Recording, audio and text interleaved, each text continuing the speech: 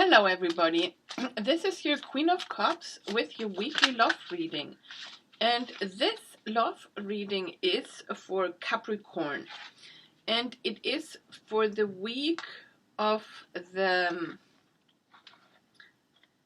11th to the 18th of January. So let's see what we have for Capricorn. What do we have for Capricorn?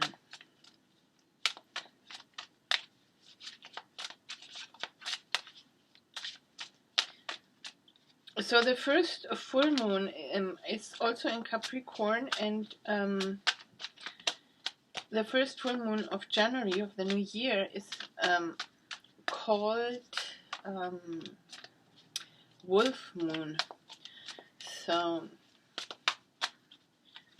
what do we have for Capricorn? What do we have for Capricorn? Here we go.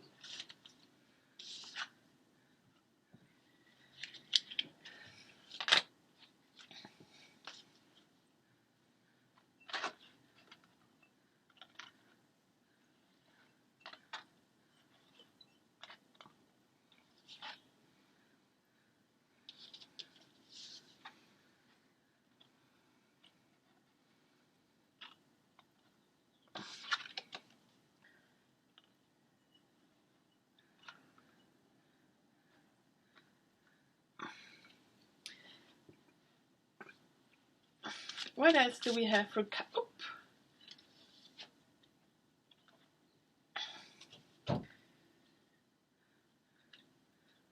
What else do we have for Capricorn?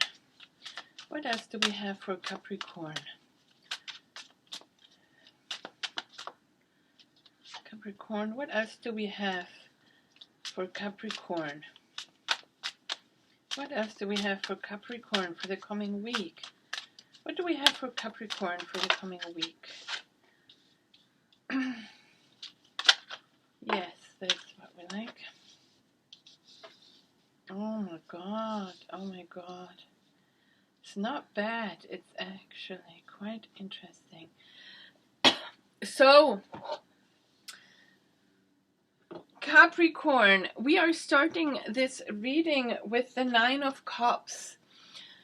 So here you're sitting there meditating and basically contemplating your wish come true. The Nine of Cups is a beautiful card, actually. Something very beautiful must have happened in the recent past, that you're sitting there being happy, hoping that your wishes, or even thinking that your wishes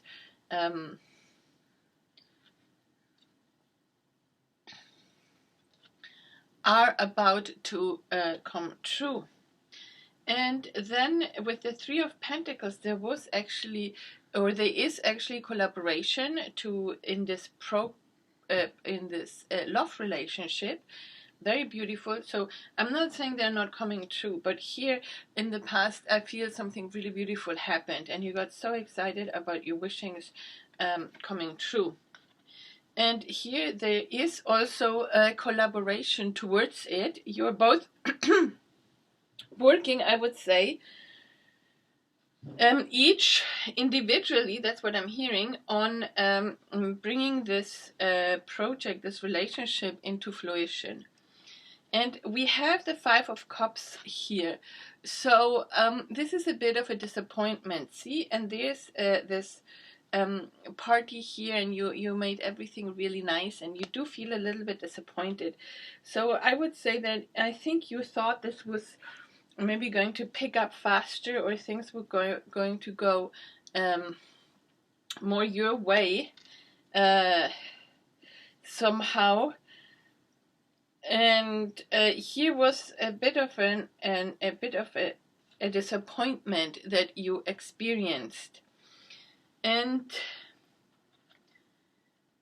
here with the Five of Swords, there is also a lot of battle. There are internal battles or external battles, but you do feel that there is you feel you feel battled here. And also a lot of opinions with all the swords coming up here. Maybe people are having opinions about things, about this relationship.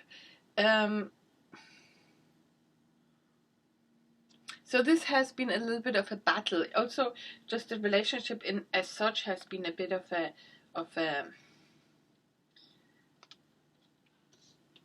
a challenge. And here we have the world. The world is actually very beautiful, and it suggests that this comes to an end now. This feelings of disappointment and of battle with the world. You're truly closing a chapter here, and leaving that in the past. And you feel very happy because you're throwing your head into the wind here. It kind of, and then the wind is picking it up, basically kind of saying, I don't care anymore. I mean, you do care, but you are giving up this need to control, and with that, you are actually transforming these feelings of disappointment here, of feeling, yeah, that feeling that 3 cups are spilled, right? But there's still 2 cups standing here, with which something very beautifully can be built. But also this swords. So this phase of struggle and disappointment you are leaving behind, coming into the Page of Wands. The Page of Wands is actually a fiery love offer here. See, this is a fiery love offer, and you might, yeah, it's like news you are getting, and the news might be about looking back at the past, and also kind of seeing how to move forward in this. And here is the Queen of Swords with the upright sword, talking about willing to communicate, and we have here the King of Swords, standing in his power, I think also willing to communicate, while his communication is he's pointing towards the book, towards some written things. So his communication is going to be very organized and logical, maybe trying to prove a point, arguing, not like in a bad sense, but making a statement,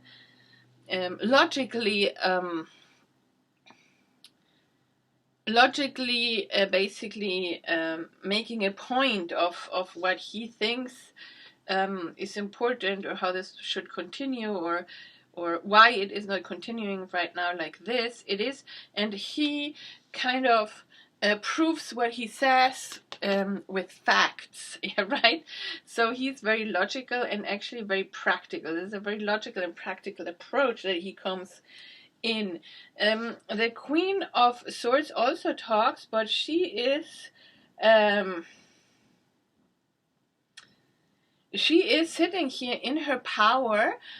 See, he is actively standing here and even though he doesn't seem to be so talkative, what he says is very firm. She is more here. Also, the sword is up, so she's talking, but she's also sitting there calmly listening to what he has to say, and with the feather in her hand here and the scrolls here, she is taking notes of what he is saying. If not literally, then mental notes, and paying attention to clearly what he is saying and how he is seeing the world, because this is like about also how he sees his thoughts towards everything.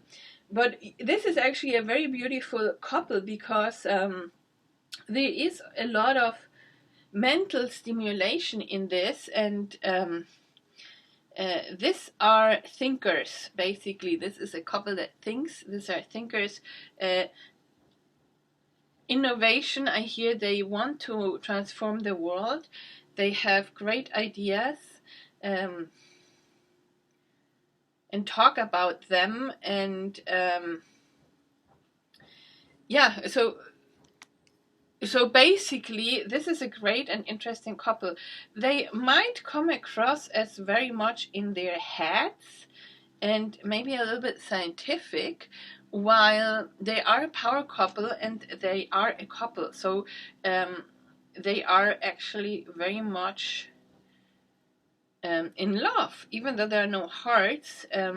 They are very compatible and they achieve something very beautiful. But this is also very much saying that maybe both of them, they have their backs turned to each other right now a tiny little bit, see? So they might not be communicating right now while working together towards this common aim of the relationship in a very practical and rational, logical manner. And with the Ace of Swords, you do have this new beginning, and this you see a situation very, very clearly. And you're also getting information from the divine, from the heavens, you know. And there will be communication. The sword is up, so there is communication. And then the Fool. So you will be taking, both of you will be taking this leap of faith towards this, towards what is being communicated, yes? And it is very practical. It's maybe comes across a bit cold and maybe a little bit sterile, but on a mental level, it is extremely fertile and productive. So let's see, we have some, let's see here. We have some love cards here, love messages. So what would be the love message for this relationship? Okay, okay. So it says, let your friends help you, ask for and accept support from others. So this is important here. I would say that this can also be your spirit guides, asking your spirit guides to help you, especially here with the Ace of Swords, because you are getting the information from the divine, and you see all the birds flying around there. They can be like spirit guides helping you. And then we have embrace. Through each other you find the missing pieces. So this is exactly it. This is through each other. This is very likely a twin relationship, a twin relationship, because you, through each other, through the work you do, since you have each other in your life, even though you might not communicate or are apart, you are learning and growing, and also on all levels. But you are actually working on yourself, understanding concepts, understanding behaviors here, and so you're embracing basically each other, also the differences and the similarities, and through each other you find the missing pieces. So you are basically becoming whole through this in this relationship with your significant other, and your significant other is doing the same. So yes, and this is the message where I asked, what does your significant other say to you? You feel like home to me. So this is absolutely beautiful. You feel like home to me. So Capricorn, this is what I have for you. Let me know if this reading resonated with you and how, in the description box below. Also, please like, share, and subscribe. And I want to thank everybody for their generous donations around Christmas and now in the new year. And I'm shortly going to buy a new deck and start reading with this new deck. And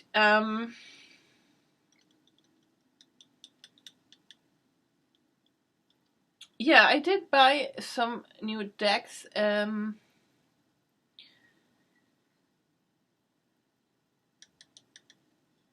Which I will, yeah, I just have to get organized. Well, I think it's here, hold on. So,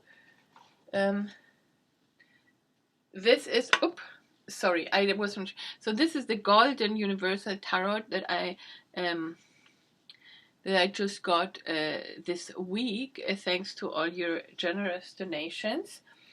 And I'm going to read with it shortly. So I think it's a beautiful deck. So my PayPal is in the description box below, so if you feel called to donate, it is greatly appreciated. Also, if you want private readings, you can send me an email, Queen of Cups 10 of Hearts Tarot @gmail.com, and you can also check out my website. And I do also offer intuitive life coaching, so if you want a one-on-one session or want to check out my online program of Awaken Your Intuition and Transform Your Life, then send me an email and I will get in touch with you and tell you a little bit about all this and how that works. So, much love and light, many blessings, and bye-bye for now.